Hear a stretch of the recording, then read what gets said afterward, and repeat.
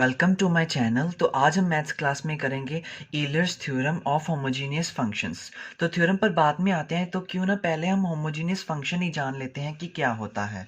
तो चलिए let's do it. तो चलिए जानते हैं होमोजीनियस फंक्शन क्या होता है। मान लेते हैं कि हमारे पास एक कोई भी फंक्शन है z, तो उसे हम homogeneous of x and y तभी कहेंगे a function z is said to be homogeneous of x and y if it can be expressed in the form of, यानी कि अगर हम z को x की power n into function of y upon x की form में लिख दें, तब हमारा जो z है हम उसे कह सकते हैं कि वो होमोजीनियस है ऑफ x एंड y। यानी कि z अगर हमारा x की power n function of y upon x की फॉर्म में लिखा जाए, तब हम z फंक्शन को होमोजीनियस कह सकते हैं ऑफ x एंड y। कोई एग्जांपल लेके समझने की कोशिश करते हैं। मान लेते हैं कि हमारा जो z है वो बराबर है x की पावर 4 माइनस y की power 4 upon x plus y के। तो क्लियरली अब अगर हम न्यूमरेटर में से x की पावर 4 जो है वो कॉमन निकालेंगे, तो हमारे पास ब्रैकेट में बच जाएगा 1 माइनस y की पावर 4 अपॉन x की पावर 4। और ऐसे ही जब हम डिनोमिनेटर में से x कॉमन निकालेंगे, तो हमारे पास ब्रैकेट में आ जाएगा 1 प्लस वाई अपॉन एक्स। तो अब ये हमने ऐसे क्यों किया है, क्यों कॉमन निकाला है? इसीलिए क्योंकि हमें एक फंक्शन चाहिए y अपॉन एक्स की फॉर्म में। तो ऐसे करने से हमारे पास y अपॉन एक्स की फॉर्म में एक फंक्शन मिल जाएगा। ये देखिए, क्योंकि अब जब हम ये x की पावर 4 से कट जाएगा, तो यहाँ पर x का क्यूब आ जाएगा। तो उसके बाद हम ये 1 माइनस वाई अपॉन एक्स सारे की पावर 4 लिख सकते हैं। और फिर ऐसे ही नीचे हमारे पास ये तो था ही 1 अपॉन वाई प्लस एक्स। तो क्लियरली अब ये जो हमारे पास ये जो है, ये हमारे पास एक फंक्शन है वाई अपॉन एक्स की फॉर्म में। तो क्लियरली हम इसे एफ वाई अपॉन एक्स लिख सकते हैं। तो देखिए अब हमारा जो z है वो किसके बराबर हो गया है, x cube into f y upon x. तो देखिए यानी कि हमने z को x की power cube f y upon x की फॉर्म में लिख दिया है, यानी हमने z को x की power n y upon x की फॉर्म में लिख दिया है। तो यहाँ पर हमारा जो n है वो हमारा 3 के बराबर है। तो एक चीज़ और कि ये जो n होता है ये हमारा ऑर्डर होता है होमोजीनियस फंक्शन का। तो अगर हमारा z इक्वल टू एक्स की power n f y upon x है, यानी कि हमारा जो z है वो एक होमोजीनियस फंक्शन है ऑफ ऑर्डर n। तो क्योंकि अब यहाँ पर हमारा ये जो है n 3 के बराबर आया है, तो क्लियरली अब यहाँ पर हमारा जो z है वो एक होमोजीनियस फंक्शन है of x and y of order 3। तो ये था हमारी होमोजीनियस फंक्शन की डेफिनेशन। होप सो आपको समझ में आ गया होगा। तो अब चलिए हम थ्योरम की तरफ बढ़ते। तो थ्योरम की स्टेटमेंट कहती है कि अगर हमारे पास z एक होमोजीनियस फंक्शन है ऑफ x एंड y और जिसका जो ऑर्डर है वो n है, तब हमारे पास x इंटू जो हमारा पार्शियल डेरिवेटिव होगा z का with respect to x plus y into जो हमारा पार्शियल डेरिवेटिव होगा z का विद रिस्पेक्ट टू y, इन दोनों का जो सम होगा वो हमारा n इंटू z के बराबर आएगा for all x y belonging to the domain of the function. तो ये है हमारी थ्योरम की स्टेटमेंट। अब चलिए इसके प्रूफ की तरफ बढ़ते हैं। तो प्रूफ में जो हमें सबसे पहली चीज़ गिवन है वो है कि हमारा जो z है वो एक होमोजीनियस फंक्शन है ऑफ ऑर्डर n। तो यानी कि आपको भी अब पता ही है कि अगर z एक होमोजीनियस फंक्शन है ऑफ ऑर्डर n, तो क्लियरली अब हम उसे लिख सकते हैं कि हमारा जो z होगा वो बराबर होगा x की power n into f y upon x के। तो अब हमें ये चीज़ प्रूफ करनी है। तो इसके लिए हमें पहले तो पार्शियल डेरिवेटिव ऑफ z चाहिए होगा विद रिस्पेक्ट टू x। तो उसके लिए अब हमारे पास z तो है ही, तो हम इसका पार्शियल डेरिवेटिव फाइंड कर लेते हैं विद रिस्पेक्ट टू x, यानी कि करली z अपॉन करली x। तो सबसे पहले अब इसका डेरिवेटिव करना है विद रिस्पेक्ट टू x। तो यहाँ पर हमारे पास दो चीज़ें हैं, एक है x की पावर n और एक है function in y upon x। तो यानी कि अब हमारे पास प्रोडक्ट रूल लगेगा। तो पहले हम x की पावर n का जो जब डेरिवेटिव करेंगे तो उसका डेरिवेटिव क्या आ जाएगा, n इंटू एक्स की पावर n माइनस वन, एक पावर घट जाएगी, और फिर हमारा जो एफ वाई अपॉन एक्स है वो एज इट इज़ रहेगा। प्लस अब हम x की पावर n को एज इट इज़ रखेंगे और इसका डेरिवेटिव करेंगे एफ वाई अपॉन एक्स का। तो इसका जो डेरिवेटिव होगा वो हमारा f dash y upon x बन जाएगा, और साथ ही साथ हमें y अपॉन एक्स के डेरिवेटिव भी इसके साथ मल्टीप्लाई करना पड़ेगा। तो y अपॉन एक्स है, हम डेरिवेटिव कर रहे हैं विद रिस्पेक्ट टू x, यानी कि हमारा यहाँ पर y जो है वो एक कांस्टेंट है, तो डेरिवेटिव जो होगा वो हमारा 1 अपॉन एक्स का होगा। 1 अपॉन एक्स यानी कि x की पावर माइनस वन। तो x की पावर माइनस वन का डेरिवेटिव जो होगा वो हमारे पास माइनस आगे आ जाएगा और x की पावर माइनस टू हो जाएगी। तो यानी कि ये हमारा बन जाएगा minus one upon x square. तो इसके साथ क्योंकि हमारे पास y पड़ा है तो क्लियरली हमारा जो y अपॉन एक्स का अब डेरिवेटिव होगा विद रिस्पेक्ट टू x वो हमारा क्या क्या किसके बराबर आ जाएगा, y अपॉन एक्स स्केयर, और साथ में माइनस भी है। तो ये आपको समझ में आ गया ना कि कैसे हमने निकाला है।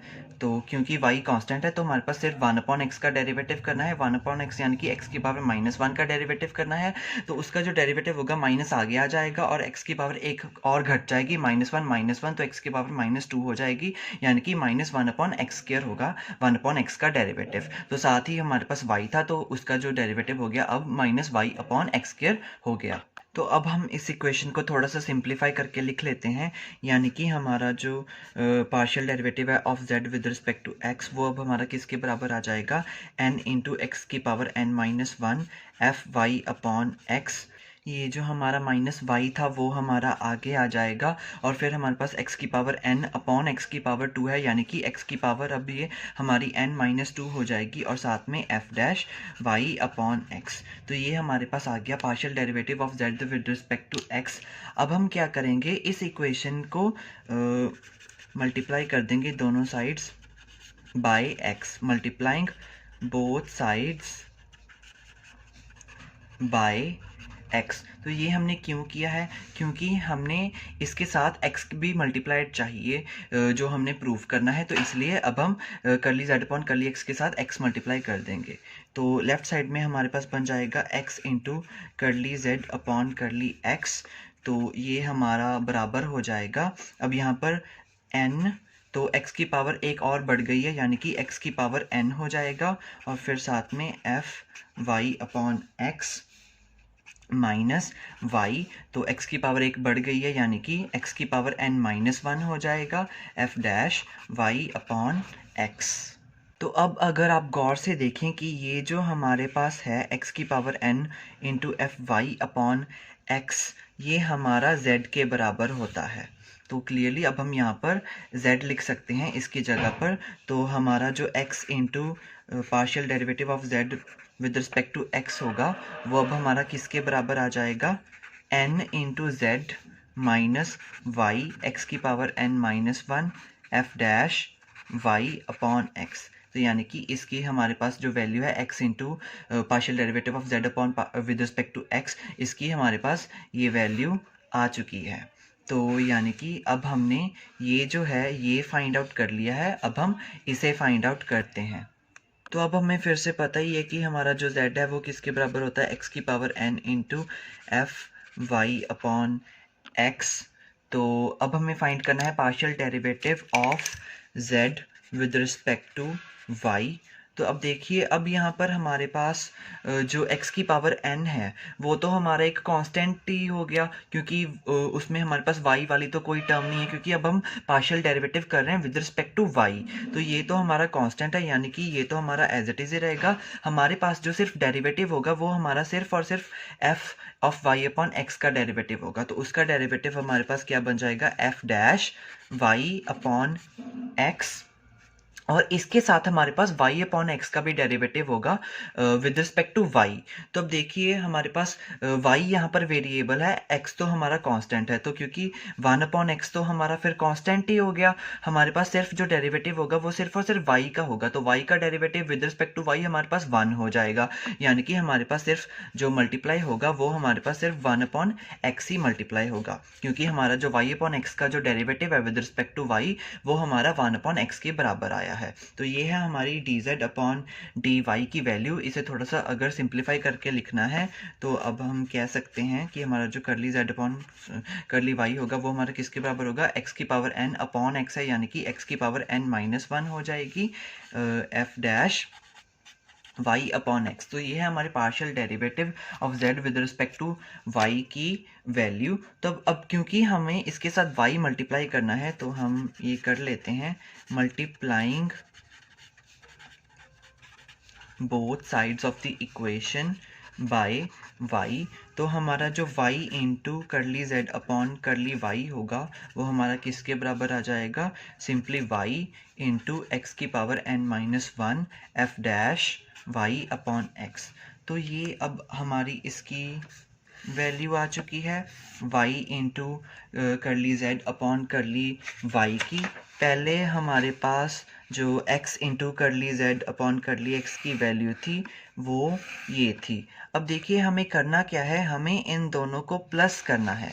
ये देखिए हमें प्लस करना है इन दोनों को और इक्वल टू nz आना चाहिए। तो देखते हैं इन दोनों को प्लस करने के बाद हमारे पास nz आता है कि नहीं। तो देखिए ये है हमारे पास x करली z अपॉन करली x और ये है y करली z अपॉन करली y, इन दोनों को प्लस करना है। तो अगर आप गौर से देखें कि ये हमारे पास है y x की power n minus 1 f dash y upon x और ये हमारे पास माइनस y x की power n minus 1 f dash y upon x, यानी कि हमारे पास दोनों टर्म्स सेम है और इन दोनों के साइंस ऑपोजिट है, यानी कि ये दोनों आपस में कट जाएंगी जब हम इन दोनों को प्लस करेंगे। तो क्लियरली हमारे पास बचेगा क्या प्लस करने के बाद, सिर्फ n इंटू जेड। तो यानी कि हमारा जो x into partial derivative of z with respect to x plus y into partial derivative of z with respect to y है, इन दोनों का जब हम प्लस करते हैं तो अब हमारा प्लस करने के बाद हमारे पास सिर्फ n इंटू जेड ही आता है। तो यानी कि ये जो हमने प्रूफ करना था थ्योरम में वो अब हमारा प्रूफ हो चुका है। z हमारे पास अगर फंक्शन है x और y में ऑफ ऑर्डर n, तो अब उसके लिए हमारा जो x into partial derivative of z with respect to x plus y into partial derivative of z with respect to y होता है, उसका जो इक्वल टू होता है वो हमारे पास किसके बराबर आता है, n इंटू जेड, यानी कि order of the function into the function itself. तो ये थी हमारी Euler's theorem of homogeneous functions. Hope so आपको अच्छे से समझ आ गई होगी। If any doubt you can ask me in the comment section.